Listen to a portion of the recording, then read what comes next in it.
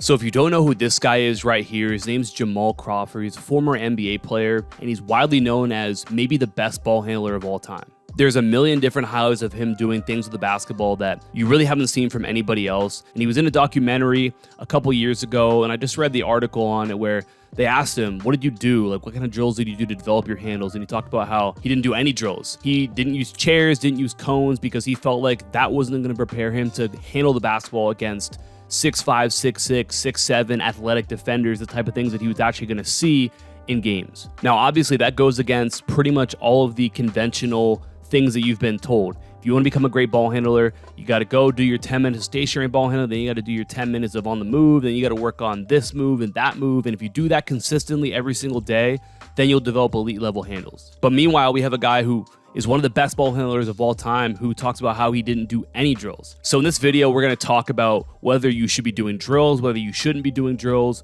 what's actually the best way to become an elite level ball handler. Let's talk about it. So Jamal Crawford was huge on the point that he didn't have any drills. There's no drills that he can give you. He didn't grow up doing drills. He grew up having a ball in his hands a ton, working on moves against real defenders, working on stuff by himself, just building creativity. And he also talked about how growing up in Seattle, he always had a ball with him. In Seattle, it's rainy, it's snowy all the time. And so he was constantly dribbling a basketball that was slippery and it was hard to control. And that also led to him developing his high level handle because he's consistently dribbling a ball that was less than ideal. When you look at the best ball handlers in the world, you look at guys like Jamal Crawford, you look at Kyrie Irving, you look at Steph Curry, the way that we can categorize the way that they handle the ball is it's instinctual. The ball is literally an extension of their hand. No matter what they do with the basketball, they're going to have it with them. They can make any sort of move. They can go anywhere that they want, and the ball is always there. So when we think about the main limiting factor or the main thing that prevents players from being able to handle the basketball at a high level, it's the inability to keep the ball up with their body, which just means that, you make a certain move or you try and go too fast or you try and go this direction or change direction that way.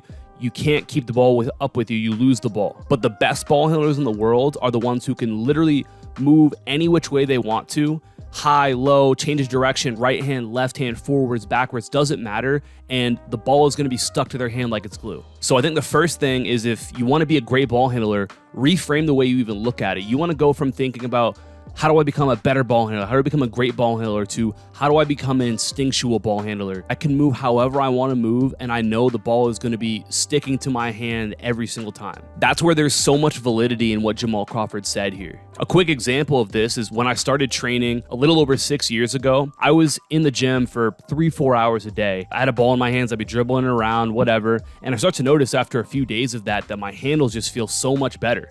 And it wasn't as if I was doing any drills. I just had the ball with me. I was just dribbling the ball around a ton.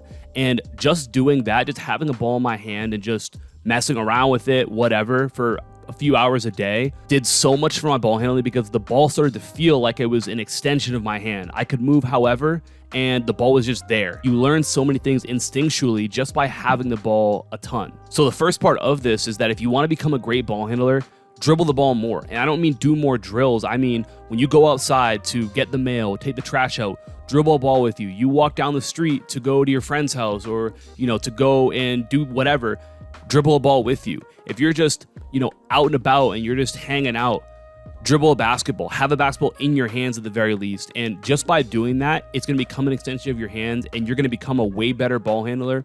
This is something that I think a lot of players overlook because they think, I did my workout, I did my ball handling drills, that's it. That's all I need to do. When in reality, if you want that ball to feel natural, it's really got to become a part of you. So I think that is one thing you can do. But then I think the other aspect of this is so important as well. Jamal Crawford talks about how he didn't do drills. He wasn't dribbling through cones, dribbling through chairs. He was dribbling against other players. He was just working on different moves, different freestyles, different combinations by himself.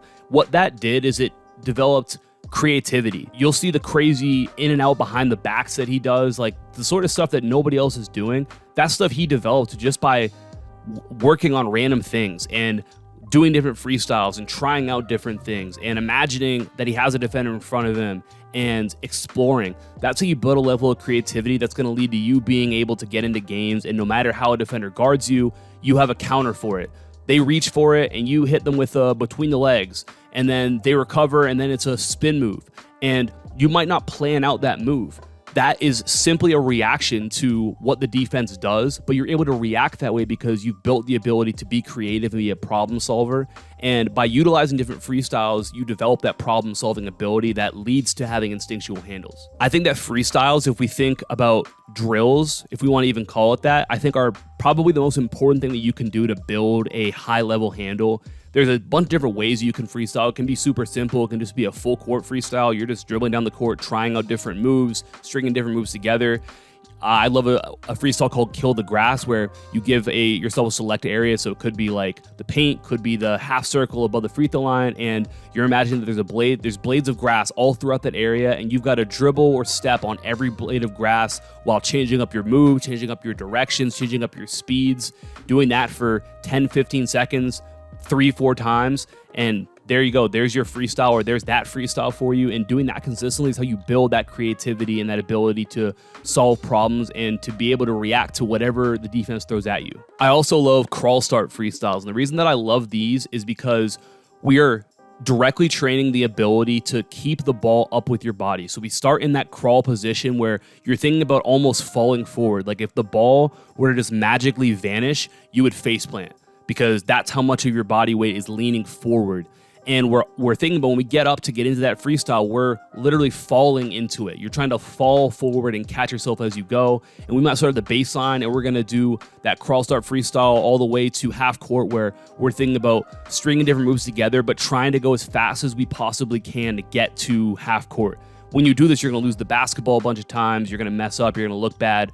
But eventually, when you do it enough, that's how you develop that ability to, no matter how fast you're going, no matter what move you're doing, what hand the ball is in, you can keep the ball up with your body. And that is what it takes to be an elite level instinctual ball handler. So I think those things are so important when it comes to becoming great. So just having the ball in your hands a ton, as much as you can be dribbling a basketball, do it. And it doesn't have to be drills. It can just be literally you dribbling the ball around, making it an extension of your hand, but then building creativity, building adaptability, building problem solving, building the ability to keep the ball up with your body by doing different freestyles every single day is a great way to be able to do those things. Now, that being said, I don't think that we need to throw drills away, because I use drills in my workouts with my players all the time, because it's a great way for you to be able to build ball control. One thing I love doing are dribble manipulations, where we're dribbling over a cone, and that way we're working on literally being able to pick the ball up and place it wherever we want to place it. And that's a really crucial skill to be able to have. You want to be a high-level ball handler. We'll work on getting to pocket, pulls off of that, where we could pass out of it, change direction, whatever. But in my opinion, I think the most important progress you're going to make is going to be when it comes to the freestyles, when it comes to just having the ball in your hands a ton, making it a part of who you are. And then you supplement it by also doing some of those more traditional drills that you might have. So like it is with most things, I think the answer to this question lies somewhere in the middle. If you want a step-by-step guide on how to become an elite ball handler, check out this video above right here. Let me know your take on this. What do you think about the whole drills, non-drills? What's works best for you? Let me know down in the comments. Make sure you check out that video above. Appreciate you for watching. Talk soon. Peace.